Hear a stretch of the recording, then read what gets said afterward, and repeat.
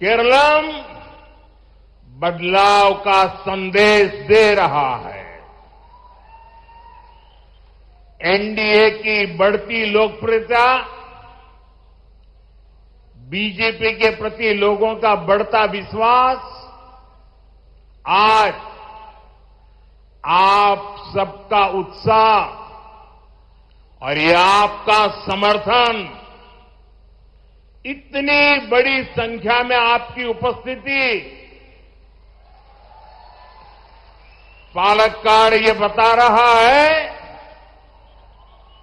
केरलम का मोड़ अब एक मूवमेंट बन चुका है। अब केरलम के युवाओं का विश्वास है बीजेपी और एनडीए। अब केरलम की महिलाओं का स्नेह है बीजेपी और एनडीए। अब केरलम के किसानों का प्रेम है बीजेपी और एनडीए। ഞാൻ കൽപ്പാത്തിയിലെ വിശാലാക്ഷി സമേതനായ ശ്രീ വിശ്വനാഥ സ്വാമിയുടെ പാദങ്ങളിൽ നമസ്കരിക്കുന്നു. എനിക്ക് കാണാൻ സാധിക്കുന്നു ഇപ്രാവശ്യം കേരളത്തിൽ മാറിയ സാഹചര്യമുണ്ട്. കേരളം മാറ്റത്തിന്റെ സന്ദേശം നൽകുന്നു. ആ സന്ദേശം എൻഡിഎയുടെ വർദ്ധിച്ചുവരുന്ന ജനസമ്മതിയും ബിജെപിയോട് ജനങ്ങൾക്ക് കൂടി വരുന്ന വിശ്വാസവും കാണാൻ സാധിക്കും. ഇന്ന് നിങ്ങളുടെ എല്ലാ ആവേശവും പിന്തുണയും ഇത്രയും വലിയ സംഖ്യയിൽ നിങ്ങളുടെ പങ്കാളിത്തവും അത് നൽകുന്നു. പാലക്കാട് പറയുന്നു കേരളത്തിന് ചിന്താഗതി മാറിയിരിക്കുന്നു. ആ മാറിയ ചിന്താഗതി ഇന്ന് വലിയ ഒരു മുന്നേറ്റമായി മാറിക്കൊണ്ടിരിക്കുന്നു. ഇപ്പോൾ കേരളത്തിലെ യുവാക്കൾ അവരുടെ വിശ്വാസം ബിജെപിയിലും എൻഡിഎയിലുമാണ്. കേരളത്തിലെ സ്ത്രീ സമൂഹത്തിന്റെ സ്നേഹം ബിജെപിയോടും എൻഡിഎയോടുമാണ്. ഇപ്പോൾ കേരളത്തിലെ കൃഷിക്കാർക്ക് പ്രേമം ബിജെപിയോടും എൻഡിഎയോടുമാണ്. एनडीए सहृदगणे, इस बदलाव के पीछे केरलम की जनता का आशीर्वाद है। इसके पीछे केरलम बीजेपी के लाखों कार्यकर्ताओं की मेहनत है। हमारे कितने ही कार्यकर्ताओं ने यहां पॉलिटिकल वायलेंस के कारण अपना जीवन खोया है। मैं आज केरलम की मेरी ये पहली चुनाव सभा में उन सभी कार्यकर्ताओं को इस मंच से आदरपूर्वक श्रद्धांजलि देता हूं। സുഹൃത്തുക്കളെ, ഈ മാറ്റത്തിന് പിന്നിൽ കേരളത്തിലെ ജനങ്ങളുടെ അനുഗ്രഹമാണ്.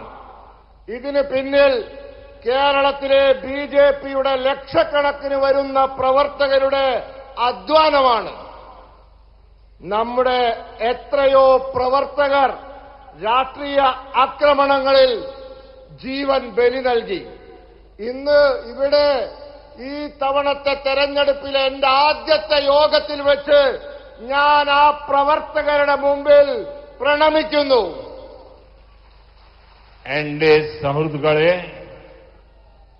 केरलम को सुंदरतम क्यों कहा जाता है, इसका एहसास हमें पालक्काड़ आते ही हो जाता है। हमारा पालक्काड़ केरलम का प्रवेश द्वार है। यहां प्रकृति की अद्भुत सुंदरता भी है। केरलम की प्राचीन जीवन संस्कृति भी है और ये केरलम की प्रतिभा और परिश्रम का एक बड़ा केंद्र भी है। यहां कल्पाती मंदिर का महत्व बताते हुए काशी का उदाहरण दिया जाता है। काशी का सांसद होने के नाते ये मेरे लिए और भी विशेष है। സുഹൃത്തുക്കളെ, കേരളം സുന്ദരമാണ് എന്ന് എന്തുകൊണ്ട് പറയുന്നു? ഇതിന്റെ തെളിവ് പാലക്കാട്ട് വരുമ്പോൾ മനസ്സിലാകും. നമ്മുടെ പാലക്കാട് കേരളത്തിന്റെ പ്രവേശന കവാടമാണ്. ഇവിടെ പ്രകൃതിയുടെ അത്ഭുതകരമായ സൗന്ദര്യമുണ്ട്. കേരളത്തിന്റെ പ്രാചീന ജീവിത സംസ്കാരമുണ്ട്. ഈ പാലക്കാട് ഇവിടം കേരളത്തിന്റെ പ്രതിഭകളുടെയും കഠിനാധ്വാനത്തിന്റെയും ഒരു വലിയ കേന്ദ്രവുമാണ്. ഇവിടെ കൽപ്പാത്തി ക്ഷേത്രത്തിന്റെ മഹത്വം പറയുമ്പോൾ സ്വാഭാവികമായും കാശിയെപ്പറ്റി, അവിടത്തെ വിശേഷങ്ങളെപ്പറ്റി പറയുന്നു. ഞാൻ കാശിയിൽ നിന്നുള്ള ലോകസഭാ അംഗമാണ്. അതുകൊണ്ട് എനിക്കത് വളരെ വിശേഷപ്പെട്ടതാണ്. एनडीए सहृदगणे, मैं इस पावन भूमि को नमन करता हूं। यहां के महान संत और समाज सुधारक पूज्य श्री नारायण गुरु, पूज्य चेतम्बी स्वामीकल, पूज्य मन्नत पद्मनाभन, पूज्य महात्मा अयनकाली और संत कुरियाकोस एलियास चावरा, मैं इन महान विभूतियों को भी प्रणाम करता हूं। സുഹൃത്തുക്കളെ, ഈ പാവന ഭൂമിയെ ഞാൻ നമസ്കരിക്കുന്നു. ഇവിടുത്തെ മഹാന്മാരായ സാമൂഹ്യ പരിഷ്കർത്താക്കളായ പൂജ്യ ശ്രീനാരായണ ഗുരുദേവനെ, പൂജ്യ ചട്ടമ്പി സ്വാമികളെ, പൂജ്യ മന്നത്ത് പത്മനാഭനെ, പൂജ്യ മഹാത്മാ അയ്യങ്കാളിയെ, അതോടൊപ്പം സെയിന്റ് കുര്യാക്കോസ് ഏലിയാസ് ചാവറ എന്നീ മഹാ തേജസ്വികളെ ഞാൻ പ്രണാമം ചെയ്യുന്നു. एनडीए सहृदगणे, दशकों से केरलम स्वार्थी राजनीति के दो मुखौटों के बीच फंसा हुआ है। एक और एलडीएफ तो दूसरी ओर यूडीएफ, एक और कम्युनिस्ट तो दूसरी ओर कांग्रेस, एक भ्रष्ट तो दूसरा महाभ्रष्ट, एक सांप्रदायिक तो दूसरा महासांप्रदायिक। एलडीएफ यूडीएफ की सारी नीतियां केवल वोट बैंक पॉलिटिक्स के लिए ही होती है। इन्हें केरलम के विकास की कोई परवाह नहीं है। अब मैं आपको भरोसा देता हूं कि यहां बनने वाली बीजेपी एनडीए सरकार केरलम का तेज विकास करेगी, विकसित केरलम बनाएगी और ये मोदी की गारंटी है। What remain unchanged will change. Now Kerala will be developed. मारा तत्व इन्हें मारूं, इनी केरളം വളരും. സുഹൃത്തുക്കളെ, പതിറ്റാണ്ടുകളായി കേരളം മുഖം മൂടി അണിഞ്ഞ സ്വാർത്ഥരായ രണ്ട് വിഭാഗം രാഷ്ട്രീയക്കാരുടെ വഞ്ചനയിൽപ്പെട്ട് കിടക്കുകയാണ്. ഒരു ഭാഗത്ത് എൽഡിഎഫ്, മറുഭാഗത്ത് യുഡിഎഫ്. ഒന്ന് കമ്മ്യൂണിസ്റ്റ്, മറ്റൊന്ന് കോൺഗ്രസ്. ഒന്ന് അഴിമതിക്കാർ, മറ്റേത് മഹാ അഴിമതിക്കാർ. ഒന്ന് വർഗീയവാദികൾ, മറ്റവർ ഭയങ്കര വർഗീയവാദികൾ. LDF-ന്റെയും UDF-ന്റെയും എല്ലാ നയങ്ങളും വോട്ട് ബാങ്ക് രാഷ്ട്രീയത്തിന് വേണ്ടി മാത്രമാണ്. ഇവർക്ക് കേരളത്തിന്റെ വികസനത്തെപ്പറ്റി ഒരു ചിന്തയുമില്ല. ഇന്ന് ഞാൻ നിങ്ങൾക്ക് ഉറപ്പ് നൽകുന്നു, ഇവിടെ ഉണ്ടാവാൻ പോകുന്ന BJP NDA സർക്കാർ കേരളത്തിന്റെ ദ്രുതഗതിയിലുള്ള വികസനം സാധ്യമാക്കും. വികസിത കേരളം സൃഷ്ടിക്കും. ഇത് മോദിയുടെ ഗ്യാരണ്ടിയാണ്. എന്താണോ മാറാതിരുന്നത് അതിനി മാറും. കേരളം വികസിക്കും. മാറാത്തതിനി മാറും. കേരളം ഇനി വളരും. एनडीए सहयोगी LDF और UDF ने दशकों तक मील बांटकर केरलम को लूटा. इनके बीच एक प्रैक्टिकल समझौता रहा है. कुछ साल LDF वाले सरकार चलाएंगे, अपनी जेबें भरेंगे, उसके बाद UDF वाले आकर लूटेंगे. इनके इस गठजोड़ में हमारा केरलम उलझकर रह गया है. एनडीए सुहृदगणे, इन दिनों कम्युनिस्ट और कांग्रेस ने मिलकर एक नया प्रोपेगेंडा शुरू किया है. कम्युनिस्ट कहते हैं कि कांग्रेस बीजेपी की बी टीम है और कांग्रेस वाले कहते हैं कम्युनिस्ट बीजेपी की बी टीम है.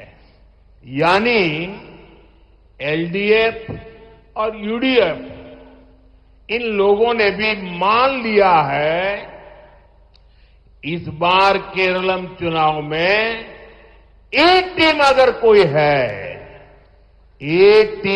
कोई है तो वो सिर्फ और सिर्फ बीजेपी ही है. സുഹൃത്തുക്കളെ, പതിറ്റാണ്ടുകളായി LDF-ഉം UDF-ഉം ഒത്തുചേർന്ന് കേരളത്തെ കൊള്ളയടിച്ചു. ഇവർക്കിടയിൽ വളരെ പ്രായോഗികവും തന്ത്രപ്രധാനവുമായ ഒരു സഖ്യമുണ്ടായിരുന്നു. കുറച്ചു കാലം LDF സർക്കാർ നടത്തും, അവരുടെ കീശ വീർപ്പിക്കും. അത് കഴിഞ്ഞ് UDF വരും, എന്നിട്ട് കൊള്ളയടിക്കും. ഈ വിചിത്ര സഖ്യത്തിൽ നമ്മളുടെ കേരളം കുടുങ്ങിക്കിടന്നു. സുഹൃത്തുക്കളെ, ഈ അടുത്ത കാലത്ത് കമ്മ്യൂണിസ്റ്റും കോൺഗ്രസും കൂടി ഒരു പുതിയ പ്രചരണം തുടങ്ങിയിട്ടുണ്ട്. കമ്മ്യൂണിസ്റ്റുകാർ പറയുന്നു കോൺഗ്രസ് BJP-യുടെ ബി ടീമാണെന്ന്. കോൺഗ്രസുകാർ പറയുന്നു കമ്മ്യൂണിസ്റ്റുകാർ BJP-യുടെ ബി ടീമാണെന്ന്. എന്ന് വെച്ചാൽ രണ്ടുപേരും ഒരു കാര്യം സമ്മതിച്ചിട്ടുണ്ട്, ഇത്തവണത്തെ തെരഞ്ഞെടുപ്പിൽ എ ടീമായി ആരെങ്കിലും ഉണ്ടെങ്കിൽ അത് BJP-യാണ്, BJP മാത്രമാണ്. एनडीए सहयोगी केरलम में LDF, UDF दोनों ही बीजेपी पर निशाना साध रहे हैं. इसका मतलब ये कि ये दोनों भ्रष्टाचारी पार्टियां अगर किसी से डरी हुई है तो वो है बीजेपी. इन्हें बीजेपी का डर इसलिए है क्योंकि इनको लगता है अगर बीजेपी यहां सरकार में आ गई तो इनके सारे काले कारनामों का सच सामने आ जाएगा. दशकों से LDF, UDF ने यहां बड़े बड़े घोटाले किए हैं, लेकिन इन दलों की सरकारें कभी भी एक दूसरे पर कार्रवाई नहीं करती. ये आपके सामने सिर्फ झूठे बयान देती है. बीजेपी सरकार आई, तो एलडीएफ, यूडीएफ के हर घोटालों की जांच कराएगी, केरलम की जनता को न्याय दिलाएगी। इसलिए ये दोनों गठबंधन केरलम में बीजेपी सरकार बनने के डर से, ये जन सैलाब के समर्थन से इनकी नींद हराम हो गई है, ये डर रहे हैं। സുഹൃത്തുക്കളെ, കേരളത്തിൽ എൽഡിഎഫും യുഡിഎഫും ബിജെപിക്ക് നേരെ ഉന്നം വയ്ക്കുകയാണ്. ഇതിന്റെ അർത്ഥം ഈ രണ്ട് അഴിമതിക്കാരും ആരെയെങ്കിലും ഭയക്കുന്നുണ്ടെങ്കിൽ അത് ബിജെപിയെ മാത്രമാണ്. ഇവർ ബിജെപിയെ ഭയക്കുന്നതിന്റെ കാരണം ഇവർക്കൊരു കാര്യം മനസ്സിലാവുന്നുണ്ട്. കേരളത്തിൽ ബിജെപി സർക്കാർ ഉണ്ടാക്കുന്ന പക്ഷം ഇവരുടെ എല്ലാ കള്ളത്തരങ്ങളും പുറത്തു കൊണ്ടുവരും. പതിറ്റാണ്ടുകളായി എൽഡിഎഫും യുഡിഎഫും വലിയ വലിയ കുംഭകോണങ്ങൾ നടത്തിയിട്ടുണ്ട്. എന്നാൽ ഒരിക്കലും ഇവർ പരസ്പരം നിയമ നടപടികൾ സ്വീകരിച്ചിട്ടില്ല. ഇവർ നിങ്ങളുടെ മുമ്പിൽ കള്ള പ്രസ്താവനകളും ഭീഷണികളുമൊക്കെ പരസ്പരം മുഴക്കും. ബിജെപി സർക്കാർ അധികാരത്തിൽ വന്നാൽ എൽഡിഎഫിന്റെയും യുഡിഎഫിന്റെയും സകല കുംഭകോണങ്ങളെ പറ്റിയും അന്വേഷണം നടത്തും. കേരളത്തിലെ ജനങ്ങൾക്ക് നീതി ഉറപ്പാക്കും. ഇതറിയുന്നതുകൊണ്ട് ഈ രണ്ട് മുന്നണികളും കേരളത്തിൽ ബിജെപി സർക്കാർ വരുന്നതിനെപ്പറ്റി ആലോചിച്ച് ഭയപ്പെടുന്നു. ഇന്നിവിടെ കൂടിയിട്ടുള്ള ഈ വലിയ ജനക്കൂട്ടം അവരുടെ മനസ്സുകളിൽ ഭയം സൃഷ്ടിക്കുകയാണ്. एनडीए शोरत गढ़े चुनाव में पर्दे के पीछे कौन किसकी बी टीम है, ये केरलम के लोगों के सामने इसकी भी सच्चाई में आज रखने वाला हूं. कांग्रेस और कम्युनिस्ट पूरे देश में एक दूसरे से गठबंधन करते हैं. बिहार देख लीजिए, झारखंड देख लीजिए, आंध्र प्रदेश से लेकर मणिपुर, त्रिपुरा, असम तक कांग्रेस और कम्युनिस्ट का गठबंधन होता है. इंडिया अलायंस पे सब साथ में है. दिल्ली में सरकार साथ में चलाई थी, तमिलनाडु में भी ये दोनों एक साथ अलायंस में है. लेकिन यहां केरलम में कांग्रेस और लेफ्ट वाले एक സഖ്യത്തിലാണ്. ബീഹാർ, ജാർഖണ്ഡ്, ആന്ധ്രാപ്രദേശ് തുടങ്ങി മണിപ്പൂർ, ത്രിപുര, ആസാം വരെ ഇവർ തമ്മിൽ സഖ്യമുണ്ട്. ഇന്ത്യ സഖ്യമുണ്ട്. പണ്ടിവർ ഡൽഹിയിൽ ഒരുമിച്ച് ഭരിച്ചിരുന്നു. തമിഴ്നാട്ടിലും ഇവർ തമ്മിൽ സഖ്യത്തിലാണ്. എന്നാൽ കേരളത്തിൽ കോൺഗ്രസും ഇടതും പരസ്പരം വ്യാജ ആരോപണങ്ങളും അതോടൊപ്പം ചീത്തവിളിയും നടത്തും. അതുകൊണ്ട് നിങ്ങൾ ഈ കേരളത്തിലെ സഹോദരി സഹോദരന്മാരോട് എനിക്ക് പറയാനുള്ളത് ഈ രണ്ടു കൂട്ടരെയും നിങ്ങൾ സൂക്ഷിക്കണം എന്നുള്ളതാണ്. एनडीए शोरत गढ़े केरलम में टीम बीजेपी और टीम एनडीए सरकार बनाने के लिए मैदान में है. हम केरलम की जनता के आशीर्वाद से, आप सबके आशीर्वाद से यहां सरकार बनाएंगे और हम केरलम की सेवा में कोई कोर कसर बाकी नहीं छोड़ेंगे. एनडीए का लक्ष्य है केरलम के लोगों के सपने पूरे करना. हमने केंद्र में रहते हुए केरलम के विकास के लिए हर प्रयास किए हैं. जब कांग्रेस केंद्र सरकार में थी तब केरलम को केंद्र से 10 साल में जितना पैसा मिला हमने उससे 5 गुना ज्यादा बजट केरलम को दिया है। अर्बन डेवलपमेंट, रोड निर्माण, रेलवे विकास, एग्रीकल्चर डेवलपमेंट, जल जीवन मिशन, पीएम आवास, ये पैसा हर क्षेत्र के लिए दिया गया। लेकिन यहां की राज्य सरकार ने इस पैसे का सही इस्तेमाल नहीं किया। इन पैसों पर आपका अधिकार था, उन्होंने लूटने का काम किया है। സുഹൃത്തുക്കളെ, കേരളത്തിൽ ടീം ബിജെപിയും ടീം എൻഡിഎയും സർക്കാർ ഉണ്ടാക്കാനുള്ള മത്സരത്തിൽ മൈതാനത്തിൽ ഇറങ്ങിയിരിക്കുകയാണ്. നമ്മൾ കേരളത്തിലെ ജനങ്ങളുടെ അനുഗ്രഹത്താൽ സർക്കാർ ഉണ്ടാക്കുക തന്നെ ചെയ്യും. എന്നിട്ട് നമ്മൾ കേരളത്തെ സേവിക്കാൻ ആവശ്യമായ എല്ലാ കാര്യങ്ങളും ചെയ്യും. ഒന്നും ബാക്കി വെക്കില്ല. ബിജെപിയുടെ ലക്ഷ്യം കേരളത്തിലെ ജനങ്ങളുടെ സ്വപ്നം പൂർത്തീകരിക്കുക എന്നതാണ്. നമ്മൾ കേന്ദ്രത്തിൽ ഭരണത്തിൽ ഇരുന്നു കൊണ്ട് കേരളത്തിന്റെ വികസനത്തിനായി എല്ലാ ശ്രമവും നടത്തിയിട്ടുണ്ട്.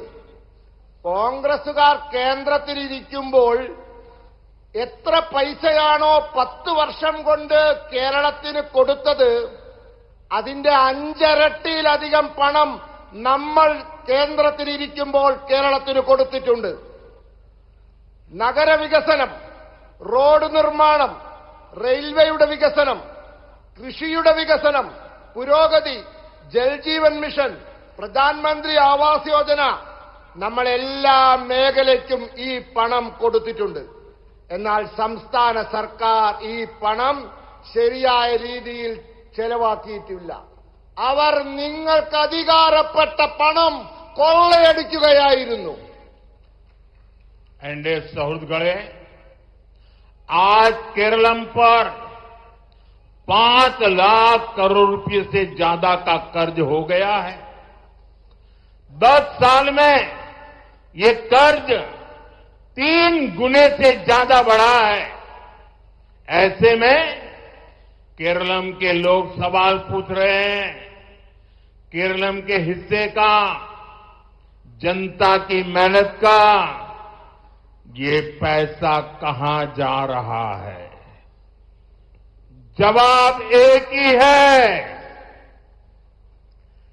एलडीएफ वालों की जेबों में।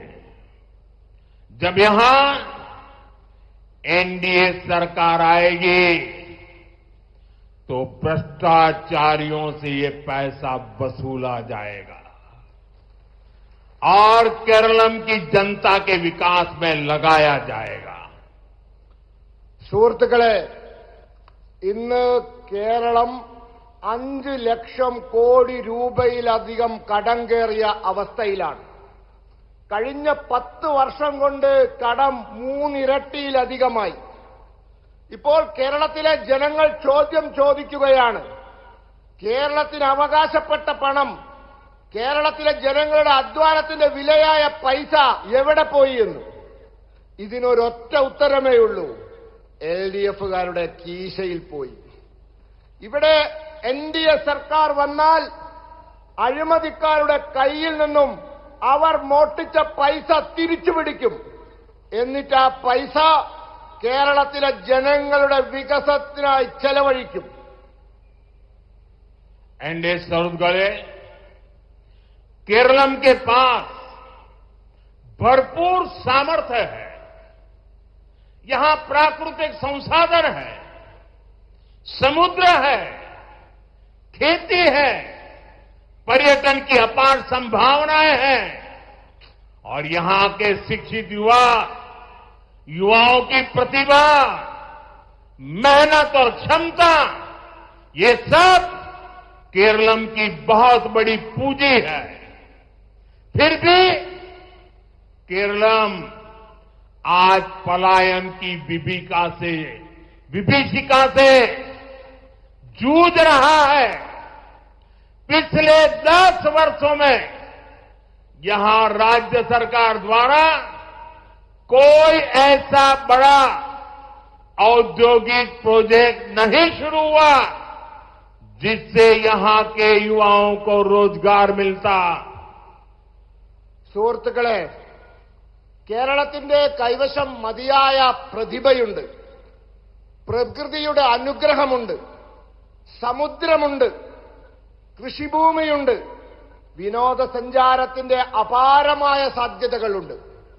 ഇവിടെ വിദ്യാഭ്യാസമുള്ള യുവതീ യുവാക്കളുടെ പ്രതിഭയുണ്ട്, അവരുടെ അധ്വാനശേഷിയുണ്ട്, കഴിവുണ്ട്. ഇതൊക്കെയാണ് കേരളത്തിന്റെ ഏറ്റവും വലിയ മൂലധനം. എന്നിട്ടും കേരളം പലായനത്തിന്റെ, വിദ്യാഭ്യാസവും തൊഴിലും തേടി അന്യനാട്ടിലേക്ക് പോകുന്ന യുവതയുടെ വലിയ ഭീഷണി നേരിട്ടുകൊണ്ടിരിക്കുകയാണ്. കഴിഞ്ഞ 10 വർഷത്തിനുള്ളിൽ ഇവിടുത്തെ സംസ്ഥാന സർക്കാർ, നിങ്ങൾ ഓർക്കണം, യുവാക്കൾക്ക് തൊഴിൽ കൊടുക്കാൻ ഉതകുന്ന രീതിയിലുള്ള ഒരു വലിയ ഔദ്യോഗിക സ്ഥാപനം പോലും ആരംഭിച്ചിട്ടില്ല. एनडीए सौहृदगळे, कांग्रेस और लेफ्ट का ट्रैक रिकॉर्ड रहा है, ये जहां सत्ता में आते हैं वहां सब चौपट करके ही जाते हैं। बंगाल में लेफ्ट ने क्या किया ये पूरा देश जानता है। त्रिपुरा में लेफ्ट ने क्या किया पूरा देश जानता है। कांग्रेस ने देश भर में क्या किया ये भी सबने देखा है। इनके उसी कुचक्र में केरलम भी पिसता रहा है।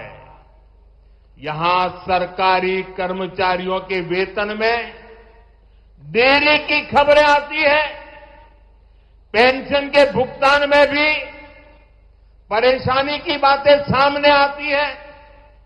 केरल में नौकरी करने वाले परिवार की चिंता यही रहती है कि अगले महीने उनका वेतन आएगा या नहीं आएगा।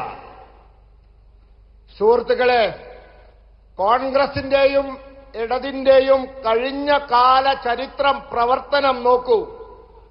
എവിടെയെല്ലാം അവർ അധികാരത്തിൽ വന്നിട്ടുണ്ടായിരുന്നുവോ അവിടെയെല്ലാം കുഴപ്പത്തിലാക്കി നശിപ്പിച്ചു പോയിട്ടേ ഉള്ളൂ.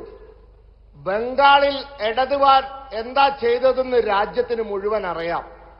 ത്രിപുരയിലും അവരെന്താ ചെയ്തതെന്ന് എല്ലാവർക്കും അറിയാം. കോൺഗ്രസ് രാജ്യത്ത് മൊത്തം എന്താണ് ചെയ്തത് എന്ന് നമ്മളെല്ലാം കണ്ടവരാണ്. ഇവരുടെ ഈ ചക്രവ്യൂഹത്തിൽ കേരളവും പെട്ടുപോയി. ഇവിടുത്തെ സർക്കാർ ജീവനക്കാരുടെ ശമ്പളം അത് സമയത്തിന് കൊടുക്കുന്നില്ല എന്ന വാർത്ത വരുന്നു. പെൻഷൻ അത് നൽകുന്നതിൽ ബുദ്ധിമുട്ട് അനുഭവിക്കുന്നു എന്ന വിവരങ്ങളും പുറത്തു വരുന്നു. കേരളത്തിൽ സർക്കാർ ജോലി ചെയ്യുന്നവരുടെ ചിന്ത, അവരുടെ കുടുംബങ്ങളുടെ ചിന്ത അടുത്ത മാസത്തെ ശമ്പളം എപ്പോൾ കിട്ടുമെന്നുള്ളതാണ്. एनडीए सौहृदगळे, हाल ही में केरल में सरकारी कर्मचारियों के डीए और लीव सरेंडर के बकाया भुगतान को लेकर बड़ा विवाद हुआ था। कांग्रेस इस सब के लिए लेफ्ट वालों पर हमला करती है, लेकिन जिन राज्यों में कांग्रेस की सरकार है वहां भी हालात इतने ही बुरे हैं। पड़ोसी कर्नाटका को ही देख लीजिए, वहां भी विकास के ज्यादातर काम रुक गए हैं। हिमाचल प्रदेश भी अब आर्थिक संकट में है। यही कांग्रेस का गवर्नेंस मॉडल है। സുഹൃത്തുക്കളെ, കേരളത്തിലെ സർക്കാർ ജീവനക്കാരുടെ ഡിഎയും ലീവ് സറണ്ടറിനും നൽകുന്ന പണത്തെപ്പറ്റി വലിയ വിവാദമുണ്ടായി. കോൺഗ്രസുകാർ ഇതിനെയൊക്കെ ഇടതുപക്ഷത്തിന് കുറ്റം പറയുക ചെയ്യാം. എന്നാൽ കോൺഗ്രസുകാർ ഏതൊക്കെ സംസ്ഥാനത്ത് സർക്കാർ ഉണ്ടാക്കിയിട്ടുണ്ടോ അവിടെയെല്ലാം ഇതേപോലെ മോശമാണ് അവസ്ഥ. അയൽ സംസ്ഥാനമായ കർണാടകത്തിൽ നോക്കൂ, അവിടുത്തെ വികസന പ്രവർത്തനങ്ങളൊക്കെ നിന്നുപോയിരിക്കുന്ന സ്ഥിതിയാണ്. ഹിമാചൽ പ്രദേശും ഇപ്പോൾ വലിയ സാമ്പത്തിക പ്രതിസന്ധിയിലാണ്. ഇതാണ് കോൺഗ്രസിന്റെ ഭരണ മാതൃക. एनडीए सौरगढ़े पालक्कड़ में यहां 22 साल तक लेप के एमएलए रहे, करीब 5 दशक कांग्रेस समर्थक एमएलए रहे, लेकिन इतने वर्षों में इस क्षेत्र का विकास नहीं हुआ। जैसे ही केंद्र में बीजेपी की सरकार आई, पालक्काड़ में, केरलम में को पहला आईआईटी मिला। हम यहां रेलवे स्टेशन अपग्रेड करा रहे हैं, नेशनल हाईवे को आधुनिक बना रहे हैं। हम पालक्काड़ में स्मार्ट इंडस्ट्रियल सिटी भी बनवा रहे हैं। इससे पालक्काड़ के स्थानीय युवाओं के लिए रोजगार के नए अवसर बनेंगे. സുഹൃത്തുക്കളെ, പാലക്കാട് 22 വർഷം ഈ മണ്ഡലത്തെ പ്രതിനിധീകരിച്ചത് ഇടത് എംഎൽഎമാരായിരുന്നു. ഏതാണ്ട് 5 പതിറ്റാണ്ട് കോൺഗ്രസ് എംഎൽഎമാരായിരുന്നു ഈ മണ്ഡലത്തെ പ്രതിനിധീകരിച്ചത്. എന്നിട്ടും ഈ മണ്ഡലത്തിന് വികസനമുണ്ടായില്ല. എന്നാൽ കേന്ദ്രത്തിൽ ബിജെപി സർക്കാർ വന്നതോടുകൂടി പാലക്കാട്ട് കേരളത്തിലെ ആദ്യത്തെ ഐഐടി വന്നു. ഇവിടത്തെ റെയിൽവേ സ്റ്റേഷൻ നാം പുനർനിർമ്മിച്ചുകൊണ്ടിരിക്കുന്നു. ദേശീയ ഹൈവേ ആധുനികവൽക്കരിക്കുന്നു. ഈ പാലക്കാടിന് സ്മാർട്ട് ഇൻഡസ്ട്രിയൽ സിറ്റിയും ഇതാ നിർമ്മിക്കാൻ പോവുകയാണ്. ഇതിലൂടെ പാലക്കാട്ടെ തദ്ദേശവാസികളായ യുവാക്കൾക്ക് ജോലിക്കുള്ള പുതിയ അവസരങ്ങൾ തുറക്കുകയാണ്. एनडीए सौरगढ़े बीजेपी ने हमेशा विमेन लेड डेवलपमेंट की अप्रोच को बढ़ावा दिया है, चाहे फाइनेंशियल इंक्लूजन हो, हेल्थ केयर हो या हाउसिंग. आज केंद्र सरकार की योजनाओं में सबसे ज्यादा प्राथमिकता महिलाओं को मिलती है. महिलाओं को विधानसभा और संसद में भागीदारी मिले, इसके लिए हमने नारी शक्ति वंदन अधिनियम पास भी किया है. സുഹൃത്തുക്കളെ, ബിജെപി എപ്പോഴും മഹിളകളാൽ നയിക്കപ്പെടുന്ന വികസനമെന്ന സങ്കല്പത്തിന് മുൻതൂക്കം കൊടുക്കുന്നു. അത് സാമ്പത്തിക സമത്വത്തിന്റെ കാര്യത്തിലായാലും ആരോഗ്യ സംരക്ഷണത്തിന്റെ കാര്യത്തിലായാലും ഗൃഹനിർമ്മാണത്തിന്റെ കാര്യത്തിലായാലും ശരി. ഇന്ന് കേന്ദ്ര സർക്കാരിന്റെ പദ്ധതികളിൽ ഏറ്റവും കൂടുതൽ പ്രാധാന്യം മഹിളകൾക്കാണ് കിട്ടുന്നത്. മഹിളകൾക്ക് നിയമസഭകളിലും പാർലമെന്റിലും അധിക പ്രാതിനിധ്യം കിട്ടാൻ വേണ്ടി, അത് ഉറപ്പുവരുത്താൻ വേണ്ടി മഹിളകൾക്ക് നിയമസഭയിലും പാർലമെന്റിലും നാം കൃത്യമായ പ്രാതിനിധ്യം ഉറപ്പുവരുത്താൻ നാരി ശക്തി अधिनियम പാസാക്കിയിരിക്കുകയാണ്. एनडीए सौरगढ़े एनडीए ने अपने संकल्प की वजह से एक साधारण परिवार की बेटी को देश के सर्वोच्च पद तक पहुंचाया है. दूसरी ओर कांग्रेस पालक्काड़ में ही आपने देखा है, इनके नेता ही महिलाओं की सुरक्षा के लिए खतरा बन गए हैं. कल ही कांग्रेस को अपने एक और नेता को महिला शोषण के गंभीर आरोप के बाद मजबूरी में पार्टी से निकालना पड़ा है. यही इन पार्टियों की सच्चाई है, जिससे केरलम की महिलाओं को सावधान रहना है. എൻഡിഎയുടെ കാഴ്ചപ്പാടിന് അനുസൃതമായി നാം ഒരു സാധാരണ കുടുംബത്തിലെ പെൺകുട്ടിയെ രാജ്യത്തിന്റെ ഏറ്റവും ഉന്നതമായ പദവിയിലെത്തിച്ചു. അപ്പുറത്ത് കോൺഗ്രസ് എന്താണ് ചെയ്യുന്നത് എന്ന് നോക്കൂ. പാലക്കാട്ടുകാർക്കറിയാം, ഇവിടെ തന്നെ നോക്കിയാൽ മതി. ഇവരുടെ നേതാവ് മഹിളാ സുരക്ഷയ്ക്ക് ഭീഷണിയായത് നിങ്ങൾക്കെല്ലാവർക്കും അറിയാം. കൂടാതെ ഇന്നലെ മറ്റൊരു കോൺഗ്രസ് നേതാവ് മഹിളകളെ ഉപദ്രവിച്ചതിന്റെ പേരിൽ അവരുടെ പാർട്ടിക്ക് ഗതികേട് കൊണ്ട് പാർട്ടിയിൽ നിന്ന് പുറത്താക്കേണ്ടി വന്നിരിക്കുകയാണ്. ഇതൊക്കെ ഈ പാർട്ടികളുടെ യഥാർത്ഥ അവസ്ഥയാണ്. എനിക്ക് കേരളത്തിലെ സ്ത്രീകളോട് പറയാനുള്ളത്, നിങ്ങൾ ഇവരെ സൂക്ഷിക്കണമെന്നാണ്. यहां एक छोटी बच्ची बहुत बढ़िया कमल का निशान और मुझे भी पेंट कर दिया है। बेटी तुमने बनाया है? अच्छा, शाबाश। मेरे एसपीजी के लोगों को दे दो, अगर तुम्हारा एड्रेस होगा तो मैं तुम्हें चिट्ठी लिखूंगा। അതിന്റെ പിറകിൽ താങ്കളുടെ അഡ്രസ് എഴുതൂ. അഡ്രസ് എഴുതിയാൽ ബഹുമാനപ്പെട്ട പ്രധാനമന്ത്രി താങ്കൾക്ക് കത്തയക്കും. അഡ്രസ് എഴുതിയിട്ട് കൊടുക്കൂ. थैंक यू बेटा।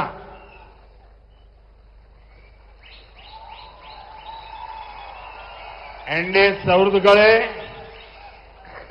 पिछले चुनाव में बीजेपी ने पालक्काड़ से देश जिनके लिए गौरव करता है, दुनिया में जिनकी प्रतिष्ठा है, ऐसे हमारे मेट्रोमैन ई श्रीधरन जी को चुनाव मैदान में उतारा था। लेकिन वो यहां दूसरे नंबर पर रहे और इन नतीजे से हम दिल्ली में जितने दुखी हुए, उससे ज्यादा मेरे पालक्काड़ के भाई बहन दुखी हुए थे। आप लोग बहुत दुखी हुए थे। अब इस बार शोभा सुरेंद्रन जी को बीजेपी ने अपना कैंडिडेट बनाया है। शोभा जी आप सभी की पुरानी परिचित है। आपके बीच रहकर उन्होंने जनसेवा का काम किया है। इस बार उन्हें रिकॉर्ड वोटों से विजयी बनाना है और मेरे जो साथी बैठे हैं उनको भी भारी मतों से विजयी बनाना है।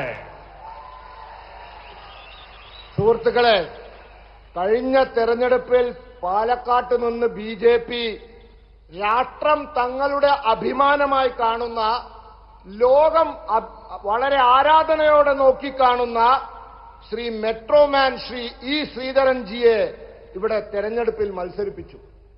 എന്നാൽ അദ്ദേഹം രണ്ടാം സ്ഥാനത്തെത്തി. ഈ ഫലത്തിൽ ഞങ്ങളൊക്കെ ഡൽഹിയിലിരുന്ന് എത്രയും വിഷമിച്ചുവോ അത്രയും നിങ്ങൾ പാലക്കാട്ടുകാരും വിഷമിച്ചിരുന്നു. ഇത്തവണ ശോഭാ സുരേന്ദ്രൻജിയെ ബിജെപി സ്ഥാനാർത്ഥിയാക്കിയിരിക്കുകയാണ്. ശോഭാജി നിങ്ങളുടെ എല്ലാം പഴയ പരിചയക്കാരിയാണ്. അവർ നിങ്ങളുടെ കൂടെ നിന്ന് ജനസേവനം ചെയ്തിട്ടുണ്ട്. ഇത്തവണ അവരെ റെക്കോർഡ് ഭൂരിപക്ഷത്തിൽ വിജയിപ്പിക്കണം. അവരോടൊപ്പം ഇവിടെ ഇരിക്കുന്ന മറ്റു സ്ഥാനാർത്ഥികളെയും നിങ്ങൾ വലിയ ഭൂരിപക്ഷത്തിൽ വിജയിപ്പിക്കണം.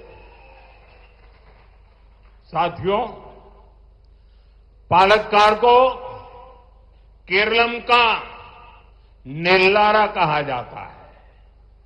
इसकी ये पहचान बनाने के पीछे हमारे किसान भाई बहनों की मेहनत है। लेकिन केरलम का वही किसान आज संघर्ष कर रहा है। आप सब जानते हैं, धान की खरीद में यहां बार बार देरी होती है, भुगतान समय पर नहीं मिलता। हजारों किसान इस अव्यवस्था से परेशान है। സുഹൃത്തുക്കളെ, പാലക്കാട് കേരളത്തിന്റെ നെല്ലറ എന്നാണ് അറിയപ്പെടുന്നത്. ഈ വിശേഷണം പാലക്കാടിന് ലഭിച്ചത് നമ്മുടെ കൃഷിക്കാരുടെ കഠിനാധ്വാനം കൊണ്ടാണ്. എന്നാൽ കേരളത്തിലെ കൃഷിക്കാർ ഇന്ന് സമരത്തിലാണ്. നിങ്ങൾക്കെല്ലാവർക്കും അറിയാം, ധാന്യത്തിന്റെ നെല്ലിന്റെ സംഭരണം ഇവിടെ സ്ഥിരമായി വൈകുന്നു. വില സമയത്ത് കിട്ടുന്നില്ല. ആയിരക്കണക്കിന് കൃഷിക്കാർ ഈ തെറ്റായ നടപടി കാരണം ഇന്ന് ബുദ്ധിമുട്ടിലാണ്. एंडा सौहृद गढ़े किसानों की समस्याओं का समाधान भी अगर कोई कर सकता है तो सिर्फ और सिर्फ बीजेपी ही कर सकती है और बीजेपी करके रहेगी। केंद्र सरकार की योजनाएं इसका सबूत है। पीएम किसान सम्मान निधि के तहत यहां के 27 लाख से अधिक किसानों को खाते में सीधे उनके बैंक खाते में पैसा मिला है। केंद्र सरकार ने पालक्काड़ के किसानों को लगभग 700 करोड़ रुपए देकर 700 करोड़ रुपए देकर किसानों के खर्च को कम किया है। हमने धान के एमएसपी में भी भारी बढ़ोतरी की है और इसका लाभ हमारे किसान भाई बहनों को हुआ है। लेकिन राज्य सरकार यहां किसानों को राहत देने के बजाय उन्हें कर्ज में धकेल रही है।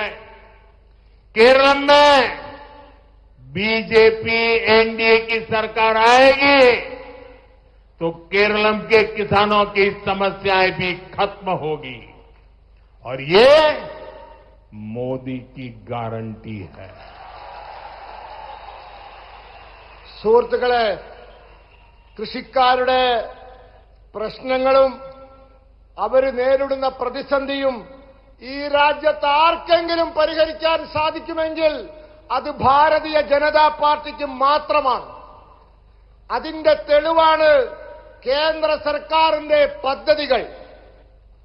പിഎം കിസാൻ സമ്മാൻ നിധിയിലൂടെ കേരളത്തിലെ 27 ലക്ഷത്തിലധികം വരുന്ന കൃഷിക്കാർക്ക് അവരുടെ അക്കൗണ്ടിലേക്ക് നേരിട്ട് പണം ലഭിച്ചുകൊണ്ടിരിക്കുകയാണ്. കേന്ദ്ര സർക്കാർ ഈ പദ്ധതിയിലൂടെ പാലക്കാട്ടെ കൃഷിക്കാർക്ക് ഏതാണ്ട് 700 കോടിയിലധികം രൂപ ഇതുവരെ നൽകിക്കഴിഞ്ഞു. അവരുടെ ബാധ്യത നാം കുറച്ചുകൊടുത്തു. മാത്രമല്ല, ഉൽപാദനങ്ങളുടെ താങ്ങുവിലയിലും നമ്മുടെ ഗവൺമെന്റ് വമ്പിച്ച വർധനവ് വരുത്തിയിട്ടുണ്ട്. ഇതിന്റെ ഗുണം ഇവിടുത്തെ കൃഷിക്കാർക്കുണ്ടായി. എന്നാൽ സംസ്ഥാന സർക്കാർ കൃഷിക്കാർക്ക് സഹായം നൽകുന്നതിന് പകരം താങ്ങുവില ഇനത്തിൽ അവരെ കടത്തിൽ കുടുക്കുകയാണ്. കേരളത്തിൽ ബിജെപി എൻഡിഎ സർക്കാർ വരുന്ന പക്ഷം കേരളത്തിലെ കൃഷിക്കാരുടെ പ്രശ്നങ്ങൾ അവസാനിപ്പിക്കും, പരിഹരിക്കും. ഇത് മോദിയുടെ ഗ്യാരണ്ടിയാണ്. एंडे सौहृदगढ़े इस समय वेस्ट एशिया में चल रहे युद्ध पर सबकी नजर है। इस युद्ध का प्रभाव भारत पर कम से कम पड़े, इसके लिए हमारी सरकार लगातार काम कर रही है। यहां केरलम के बहुत सारे लोग युद्धग्रस्त क्षेत्रों में काम कर रहे हैं। युद्ध शुरू होने के बाद से ही मैं इन देशों के सभी राष्ट्राध्यक्षों से लगातार बात कर रहा हूं, संपर्क में हूं।